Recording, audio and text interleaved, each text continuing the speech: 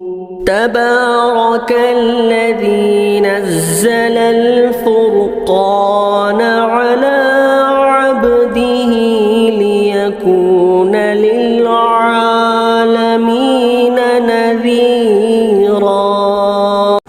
اب ہم تھوڑا موجودہ بدعات پر بھی ہم تھوڑی روشنی ڈال لیں گے۔ ہم اپنے معاشرے کا جب جائزہ لیتے ہیں تو ہر طرف ایسا لگتا ہے جیسے بدعات و خرافات کا ایک سیلاب منڈرا رہا ہو۔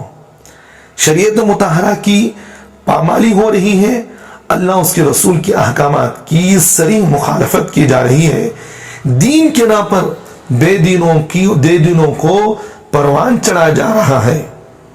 ربیع الاول کے مہینے کی خرافات تو سب نے اپنی نگاہوں سے دیکھ لے، دیکھے نہیں دیکھے آپ حضرات؟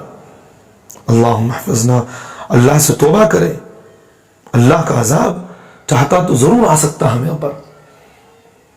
کتنا مجمع، کتنی غلط کاموں کے اندر مشغولیت تھی مسلمانوں کی ہمارے۔ 12 ربیع الاول گانے بج رہے ہیں، کوئی روکنے والا نہیں، کوئی ٹوکنے والا نہیں، وہاں دیکھے اتر رہے۔ بے وقوفی کی کوئی انتہا ہوتی ہے؟ اللہ کے رسول صلی اللہ علیہ وسلم کی جو ولادت ہے وہ 9 ربیع الاول ہے، اب ملائی کب جاری؟ 12 ربیع الاول۔ ہمارے مسلمانوں کا ایک مزاج دیکھیے، جیسے ہندوؤں کے اندر ہر مہینے کے اندر کوئی نہ کوئی 4-5 عیدیں آ جاتی ہیں، اسی طرح ہمارے مسلمانوں کے اندر بھی کوئی نہ کوئی اس طرح کی عیدیں چلتی رہتی ہیں۔ محرم دیکھیں، اسے منحوسیت کا سمجھا جاتا ہے، اس کے اندر نئی نئی بدعتیں ہو گئی۔ سفر کے اندر بھی بدعتیں نئی، ربیع الاول کے اندر بھی بدعتیں، اب ربیع الثانی کا مہینہ آیا ہے، اب اس کی خرافات آپ دیکھیے۔ ربیع الثانی کے آتے ہی شیخ پیران پیر شیخ عبد القادر جیلانی رحمۃ اللہ علیہ کے نام پر حضرت کی تعلیمات و ارشادات کے برعکس من دھڑک خرافات کا سلسلہ شروع ہو جاتا ہے۔ کہیں المدد یا غوث کے دستگیری کے نام کے جھنڈے لگائے جاتے ہیں، کہیں 11ویں کے عنوان سے حضرت کے نام کی فاتحہ خوانی کروا کر امیروں اور پیٹ بھروں کو کھانا کھلایا جاتا ہے۔ پھر کھلانے والوں کی نیتیں بھی مختلف ہوتی ہیں، کسی کی نیت ایصال ثواب کی ہوتی ہے۔ ایسے لوگ بہت کم ہوتے ہیں، بہت اہم مسئلہ میں بیان کر رہا ہوں اس وقت۔ کسی کی نیت اگر ایصال ثواب کی ہوتی ہے تو ایسے بہت کم لوگ ہوتے ہیں، اور اکثریت جاہل عوام کی ہوتی ہے جن کو ایصال ثواب کا کچھ بھی پتہ نہیں چلتا۔ نتیجے میں وہ لوگ یا تو حضرت کی روح کو خوش کرنے کے قصد سے کھلاتے ہیں، یا پھر اس غرض سے کھلاتے ہیں کہ اس کے ذریعے حضرت ان کی منتیں و مرادیں پوری کریں گی۔ حضرت مفتی کفایت اللہ صاحب رحمۃ اللہ علیہ اپنی کتاب الفتاوی جلد نمبر 1 صفحہ نمبر 160/6 کے اندر یہ بات لکھے ہیں، 11ویں کی نیاز سے اگر مقصود ایصال ثواب ہے، بہت اہم مسئلہ ہے، 11ویں کی نیاز سے اگر مقصود ایصال ثواب ہے تو اس کے لیے 11ویں تاریخ کی تعیین شرعی نہیں ہے۔ کیوں 11ویں تاریخ طے کر رہے ہو؟ کوئی بھی دن کرو، کوئی بات نہیں۔ نیز حضرت غوث اعظم رحمۃ اللہ علیہ کی کوئی تخصیص بھی نہیں ہے، اس آدمی کی کرنا ضروری ہے، اسی کی کرنا ضروری ہے، انہی کی کرنا ضروری ہے۔ غوث اعظم دستگیر رحمۃ اللہ، غوث اعظم شیخ غوث اعظم رحمۃ اللہ علیہ سے بڑھ کر اگر کوئی آدمی ہے تو حضرت ابوبکر رضی اللہ عنہ۔ کبھی ان کی نام پر کوئی دعوت کی گئی؟ خلیفۃ المسلمین امیر المؤمنین خلیفۃ الثانی حضرت عمر رضی اللہ عنہ کبھی کی گئی؟ اور حضرت عثمان کی کبھی کی گئی؟ حضرت علی کی کبھی کی گئی؟ اہل بیت کی کبھی ہو رہی ہے؟ کبھی اس طرح کی نہیں ہوتی۔ یہ ساری چیزیں آدمی کے پیٹ پالنے کا مقصد ہوتا ہے۔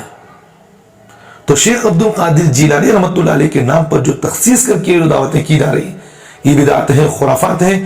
خود رضا خانیوں کے امام جن کو یہ لوگ حضرات ائمہ اربعہ یعنی حضرت امام ابو حنیفہ، امام شافعی، امام مالک، امام احمد بن حنبل رحمہ اللہ تعالی اجمعین سے بڑھ کر ان کو سب سے بڑا مقام دیتے ہیں۔ خود اپنی کتاب، ان کی کتاب فتاوی رضویہ کے اندر بات لکھی ہے، کسی تخصیص کے ساتھ، کسی مخصوص ایام کے ساتھ کہیں جو ہے کوئی کام کرنا یہ بدعت ہے، شریعت میں اس کا کوئی ثبوت نہیں ہے، ان کی باتیں ہیں۔ اس لیے تمام اولیاء کرام، صحابہ اعظام اس کے مستحق ہیں۔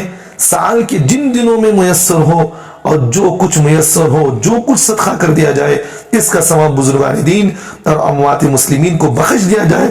فقراء اس کھانے کو کھا سکتے ہیں، بہت اہم بات میں کہہ رہا ہوں، فقراء اس کھانے کو کھا سکتے ہیں، جیسا میت تک کھانا آپ کھلا رہے ہیں، یہ بھی آپ ثواب کی نیت سے کھلا رہے ہیں، تو فقراء اس کھانے کو کھا سکتے ہیں۔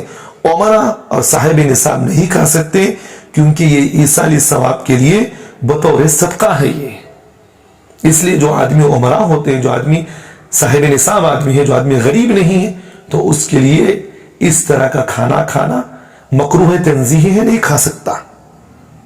حضرات، قارئین نے بھی بہت سارے درگاہوں اور مزاروں پر جا کر دیکھا ہوگا کس طرح کے مشرکانہ اعمال انجام دیے جا رہے ہیں۔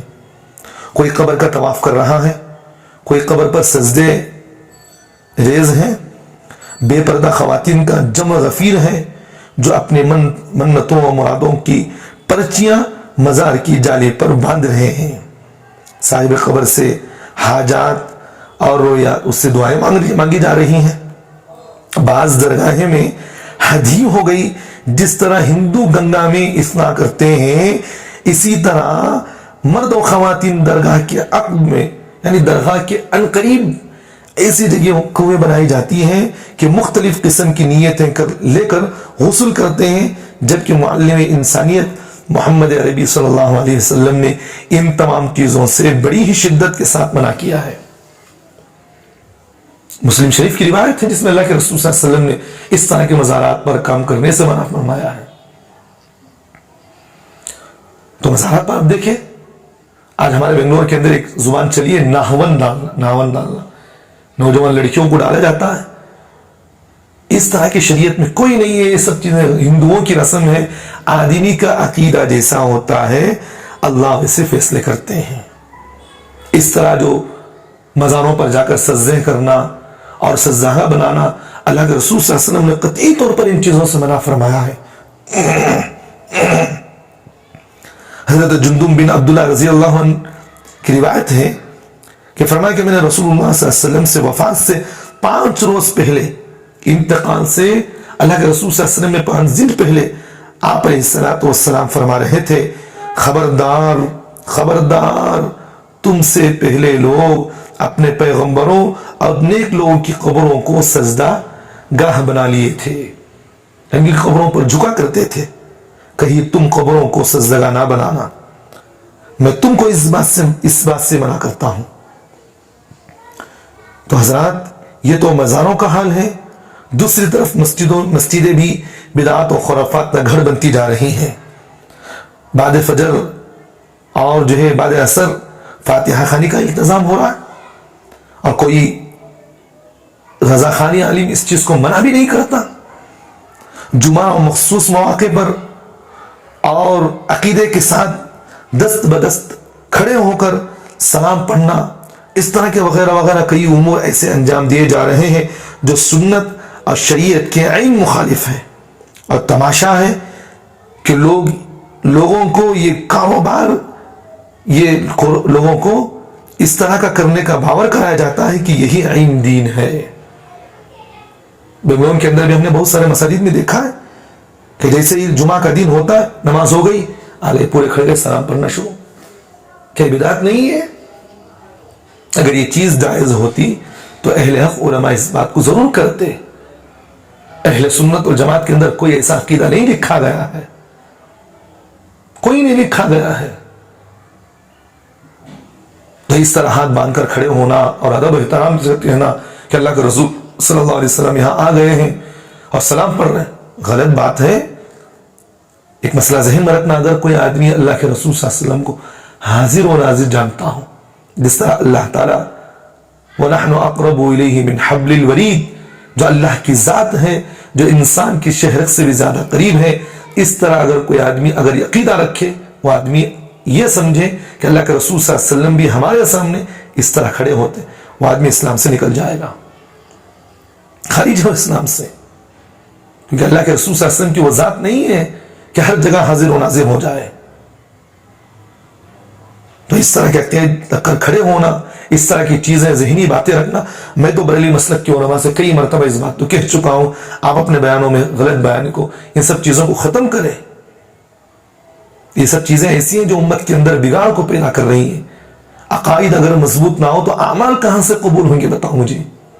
اعمال جو ہے مضبوط آگی اسی وقت آئے گی جب عقائد کے اندر مضبوط آگی ہو. اس کے علاوہ گھروں میں ہر مہینے میں کوئی نہ کوئی نئی بدعت ضرور انجام دی جاتی ہے. جیسا ہمارے بنگلور کے اندر آپ دیکھے ہوں گے 11 بیویوں کی یا 40 کیسے وہ لڈوؤں کی ایک دعوت ہوتی ہے، کنڈوں کی ایک دعوت ہوتی ہے، اور بہت سارے مستورات کو ہم نے دیکھا وہ 11 بیویوں کی ایک کتاب چلتی ہے جس کا شریعت میں کوئی اس کا اہتمام ہی نہیں ہے، اور کوئی شریعت کے اندر کوئی اس کی اجازت ہی نہیں ہے پڑھنے کی. غیر مستند چیزیں اس میں دکھایا جاتا ہے کہ بھئی جو آدمی اس طرح 11 بیویوں کی کہانی پڑھے گا اللہ اس کے اندر خیر. اللہ تعالیٰ جو انسان کو خیر و برکت دینے کا جو وعدہ کیے وہ نماز روزے میں رکھے ہیں. 11 بیویاں، ایک بات میں آپ یہ کہتا ہوں کہ اگر 11 بیویاں تھیں، وہ تھی واقعتاً تھی ہوں گی، وہ ٹھیک تھی تو اس طرح کے عمل آپ کریں. عمل چھوڑ دیے، واقعات کو لے لیے، تو اس لیے عمل سے زندگیاں بنتی ہیں. بس اللہ تعالیٰ سے دعا کریں ہم تمام کہ اللہ تعالیٰ ہم تمام کو عمل کی توفیق عطا فرمائے، اور اللہ تعالیٰ ہم تمام کو اپنی زندگیاں سدھارنے کی توفیق عطا فرمائے. یہ مختصر باتیں تھیں جو بدعات و خرافات کے اعتبار سے میں نے کہا ہے. اللہ ہم تمام کو اپنی زندگیوں کے اندر سدھار پڑھنے کی، عمل کرنے کی توفیق عطا فرمائے. وَأَقُولُ قَوْلِي هَذَا وَأَسْتَغْفِرُ اللَّهَ لِي وَلَكُمْ وَآخِرُ دَعْوَانَا الْحَمْدُ لِلَّهِ رَبِّ الْعَالَمِينَ.